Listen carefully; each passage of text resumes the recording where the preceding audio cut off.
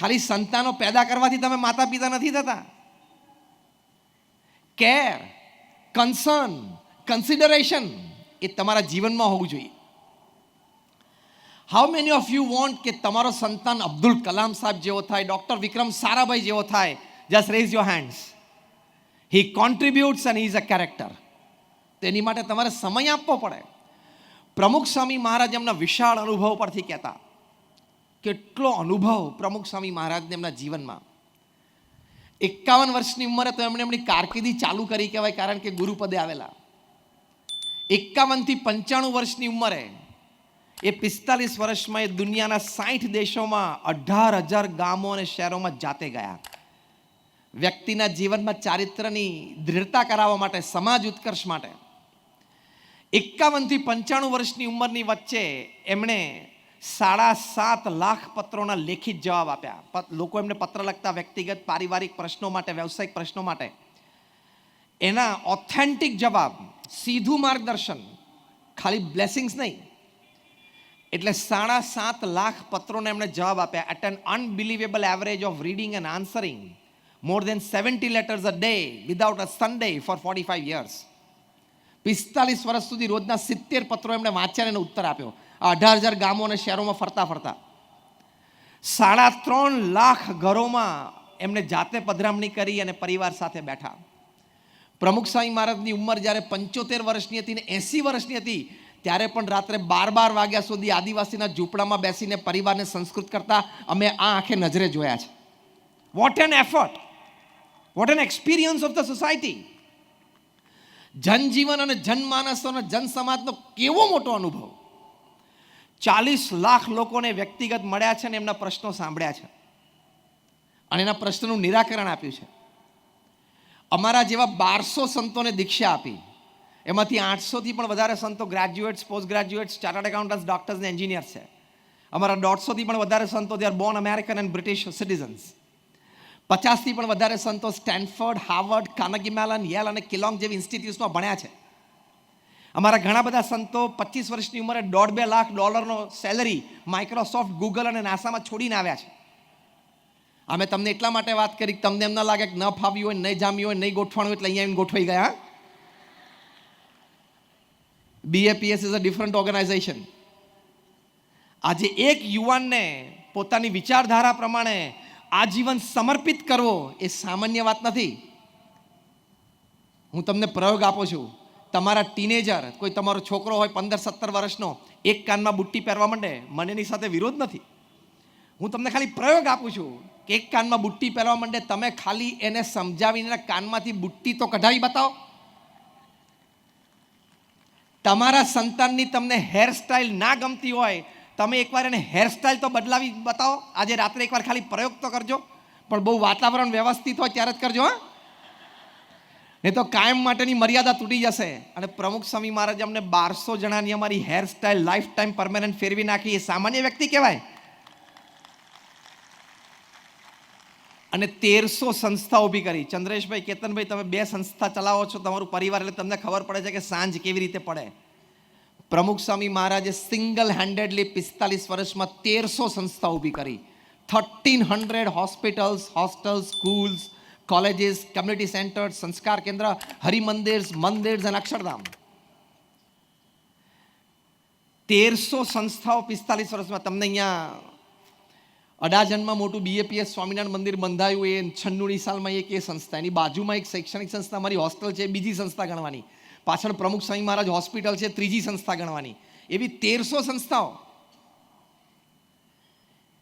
એટલે દર 15મા દિવસે એક સંસ્થા પ્રમુખ સ્વામી મહારાજે ભેટ આપી. Now listen carefully what I am talking the next 5 sentences. દર 15મા દિવસે એક જમીન સંપાદન થવી. એ જમીનના કાગળિયા ક્લિયર કરવા, લીગલી ગવર્મેન્ટમાં પ્રોસિજર્સ પૂરા કરવા. એ જમીન ઉપર શું કરવું છે અમારા BAPS ટ્રસ્ટી બોર્ડમાં નક્કી થાય. Hospital, hostel, school, college. અમે નોન પ્રોફિટ ઓર્ગેનાઇઝેશન છે, એટલે ફંડ્સ રેઝ થાય સોસાયટીમાંથી. આર્કિટેક્ટ છે, પ્લાન્સ ડિઝાઇન કરે, એ પ્લાન્સ લોકલ ગવર્મેન્ટ બોડીઝમાં ક્લિયર થવા. ટેન્ડર્સ ડિશ આઉટ થાય, ટેન્ડર પાસ થાય, ખાતમુહૂર્ત થાય, કોન્ટ્રાક્ટર નક્કી થાય. એક કોન્ટ્રાક્ટર બાંધકામ શરૂ કરે, 2-5 માળની ઇમારત નક્કી બંધાઈ જાય, એમાં 5-15 અમારા સમર્પિત સ્વયંસેવકો જોઈએ, એ મળી જાય, બીજા 50 થઈ જાય, એ સંસ્થાનો ઉદ્ઘાટન સમારોહ થાય અને સંસ્થાને સમાજની સેવા મૂકી દેવાની. આ જમીન સંપાદનથી માંડીને ઉદ્ઘાટન સમારોહ સુધીની આખી વાર્તા મેં તમને કરી. એ પ્રમુખ સ્વામી મહારાજે દર 15મા દિવસે 45 વર્ષ સુધી કરી. એટલે એટ એની ગિવન ટાઈમ, અત્યારે પણ હું જ્યારે તમારી સામે ઊભો છું, આજે 4 ફેબ્રુઆરી 2023, ત્યારે પણ BAPS સંસ્થામાં 80થી પણ વધારે સંસ્થાઓનું બાંધકામ ઓલ ઓવર વર્લ્ડ ચાલુ છે. આ લેવલનું એમને કામ કર્યું છે. એટલે સમાજની ધરોહર એ જાણતા હતા, પરિવારમાં વિસંવાદિતતા કેવી રીતે આવે છે જાણતા હતા. આ મેં તમને એનો અનુભવ એટલા માટે આટલો કહ્યો, એમનું કાર્ય, કે તમને એમના વચનમાં વિશ્વાસ આવે કે આ અનુભવી વ્યક્તિના વચનો છે. એ પ્રમુખ સ્વામી મહારાજ એમ કહેતા, 3.5 લાખ પરિવારને મળ્યા પછી, 40 લાખ લોકોને વ્યક્તિગત મળ્યા પછી, 7.5 લાખ પત્રોના ઉત્તર આપ્યા પછી, 1300 સંસ્થાઓ ઊભી કર્યા પછી, કે રોજ રાત્રે, I am quoting him not just word to word but letter to letter, Pramukh Swami મહારાજ કહેતા, રોજ રાત્રે અડધો કલાક માતા પિતાએ, દાદા દાદીએ સંતાનો, પૌત્ર પૌત્રી સાથે બેસી અને એમને આધ્યાત્મિક સંસ્કારો આપવા જોઈએ.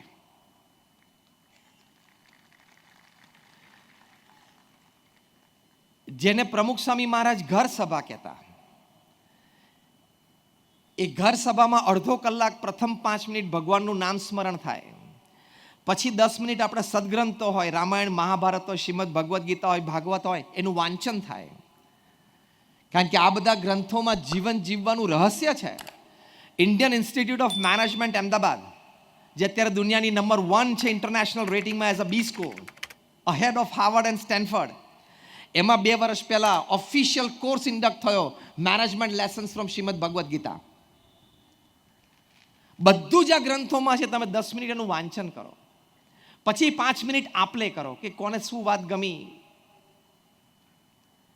પછી 5-10 મિનિટ તમે ડેઝ હેપનિંગ શેર કરો. પિતા હોય ઓફિસમાંથી કંઈક, કામ ધંધામાંથી કંઈક સારી જાણવા જેવી વાત હોય, માતા હોય વાત કરે, વડીલ કોઈ વાત કરે, બાળકો સ્કૂલની વાત કરે,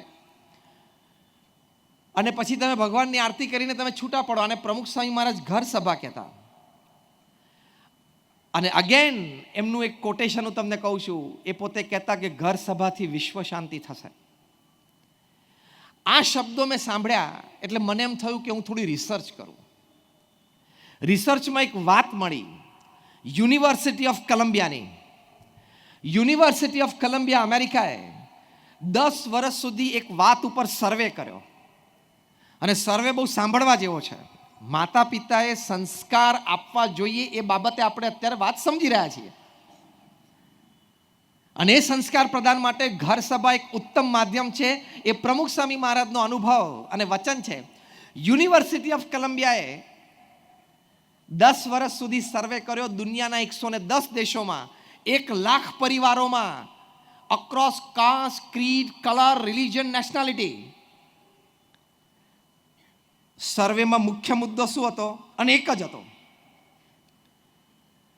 કે જે પરિવારો માટે ભગવાન પ્રત્યેની શ્રદ્ધા છે, ધાર્મિક વિધિ વિધાન નિત્ય થાય છે, અને પરિવારજનો બધા સાથે બેસીને સંસ્કૃતિની વાતો, મૂલ્યની વાતો, દેશની અસ્મિતાની વાતો, સમાજ સેવાની વાતો, ભગવાનમાં શ્રદ્ધાની વાતો આવી પરિવાર સાથે બેસીને કરતા હોય, અઠવાડિયે 1 કે 2 વખત, એવા પરિવારોમાં, અને જે પરિવારોમાં આ બધું નથી થતું, એ બંને પરિવારોમાં સંતાનોના ઉછેરમાં, સંસ્કારમાં અને વિચારધારામાં શું તફાવત છે. વન્ડરફુલ સર્વે. 10 વર્ષના સર્વે પછી યુનિવર્સિટી ઓફ કોલંબિયા, હજી તમે એમની વેબસાઇટ ઉપર આ રિપોર્ટ વાંચી શકો છો, એમણે કન્ક્લુઝન પેપર તૈયાર કર્યું. આખું કન્ક્લુઝન પેપર તો તમે કદાચ વાંચશો ન વાંચશો, એના જિસ્ટ 4-5 પોઈન્ટ હું તમને કહું કે જે પરિવારોમાં પરિવારજનો સાથે બેસીને સંસ્કૃતિની વાત, ધર્મની વાત, સમાજ સેવાની વાત, દેશ સેવાની વાત સાથે કરતા હતા, પોતાના દેશની અસ્મિતા જાગૃત થાય એની માટેની પણ દેશના ઇતિહાસની વાતો, એટલે સંસ્કૃતિ, સમાજ સેવા અને ધર્મ, બધી વાતો એલ્ડર જનરેશન યંગર જનરેશનને કરતી હતી, અઠવાડિયામાં 1 કે 2 વખત. એ પરિવારના સંતાનો ને પ્રથમ લાભ હતો જે પરિવારોમાં નથી થતો એના સંતાનો કરતા. પ્રથમ લાભ એ હતો કે એમનું academic performance was 15 to 35% better than the children of the non-believer family. આ મોટો લાભ છે કે નહીં? ટેલ મી યસ ઓર નો. 15 થી 35% તમારા સંતાનોનું એકેડેમિક પરફોર્મન્સ વધી શકે છે તમે માતા પિતા અને વડીલો ઘરમાં એમને લઈને બેસીને આવી વાતો એને કરો તો. બીજું આ સર્વેમાં નોંધાયું છે કે the children of the believer family એટલે believer in religion, believer in culture, believer in tradition, believer in social service, believer in national service.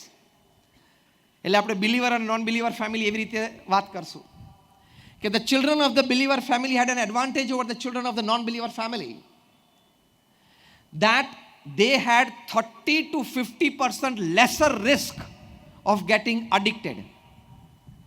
આ સંસ્કાર થયા કે નહીં? 30 થી 50% શક્યતા ઓછી હતી આવા પરિવારોમાં કે એના સંતાનો છે એમને કોઈ વ્યસન લાગી જાય. આ બીજો એડવાન્ટેજ. ત્રીજો advantage, the children of the believer family were found to be of a more helping nature to their comrades at school. કે જે બિલીવર ફેમિલી હતું એના સંતાનો સ્કૂલમાં એમના મિત્રો સાથે એમના ક્લાસમેટ સાથે વધારે મળતાવળો નેચર હતો અને વધારે મદદ કરવાની ભાવનાવાળો નેચર હતો. આ સંસ્કાર થયા કે નહીં? Are you getting what I am talking? ચોથી વાત, the children of the believer family had an advantage that they got involved more in extracurricular activities, cultural activities and Sunday camps than the children of the non-believer family.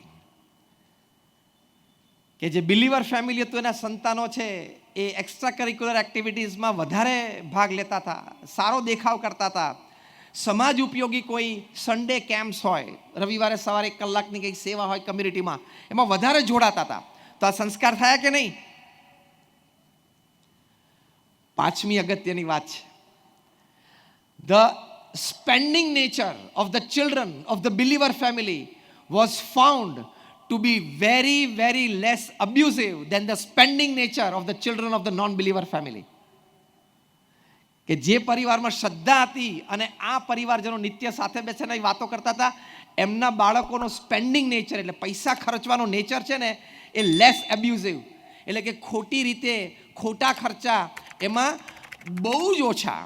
ન હોય એવું આપણે નથી કહેતા. બાળક હોય એટલે ઘણી બધી ડિમાન્ડ હોય, એના મિત્રની સાયકલ જોવે તો એને પણ નવી સાયકલ લેવાનું મન થઈ જાય. પણ શબ્દ શું વાપર્યો છે સર્વેમાં? Very less and less abusive. તો આ સંસ્કાર થયા કે નહીં? માતા પિતાના રોલમાં આવે છે આ.